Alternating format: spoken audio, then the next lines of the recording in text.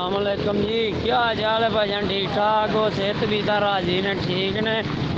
मना दा ही गल करनी है, गल कर लो कि यार दिल दास होया जी। हाँ जी, वालेकुम सलाम यार। मोबाइल कमरे 'ਚ ਰਹਿੰਦੇ ਨੇ, ਇਸ ਵਜ੍ਹਾ ਤੋਂ ਪਤਾ ਨਹੀਂ ਚੱਲਿਆ। ਤੇ ਮਾਸ਼ਾਅੱਲਾ ਅਹਿਮਦ ਸਕੂਲ ਗਿਆ ਤੇ ਕਿਹੜੇ ਸਕੂਲ ਦਾ ਹੱਲ ਕਰਾਇਆ ਜੇ? ਤੇ ਖੋਤੀ ਰੇੜੀ ਤੇ ਕਿੱਥੇ ਜਾ ਰਹੇ ਹੋ? ਪਿਛਲਾ ਜ਼ਮਾਨਾ ਯਾਦ ਕਰਾ ਰਿਹਾ ਜੇ। ਤੇ ਮੰਨੇ ਨੂੰ ਮੇਰਾ ਸਲਾਮ ਦੇਣਾ, ਮੈਸੇਜ ਸੁਣਾਣਾ। ਮੰਨਿਆ ਆਈ ਲਵ ਯੂ। ਤੇ ਹੋਰ ਸੁਣਾ, ਬਾਲੀ ਬੱਚਾ ਠੀਕ ਠਾਕ ਹੀ? ਛੋਟੇ ਦਾ ਸੁਣਾ, ਕੀ ਹਾਲ ਚਾਲ? ਯਾਰ ਕਰਾਂਗਾ ਫੋਨ ਕਿਸੇ ਦਿਨ। अस्सलाम वालेकुम जी, क्या हाल है जी? ठीक ठाक हो? मना आया ਤੁਹਾਡਾ पैगाम दे ਰਿਹਾ। मना भी अगों आई लव यू टू कह रहा है ਤੇ ਉਹ ਆਂਦਾ गल करनी है, ਹੁਣ ਤੁਹਾਡੇ ਕੋਲ इतना टाइम नहीं। मना बहुत very very very I love you too too too आंदा पिया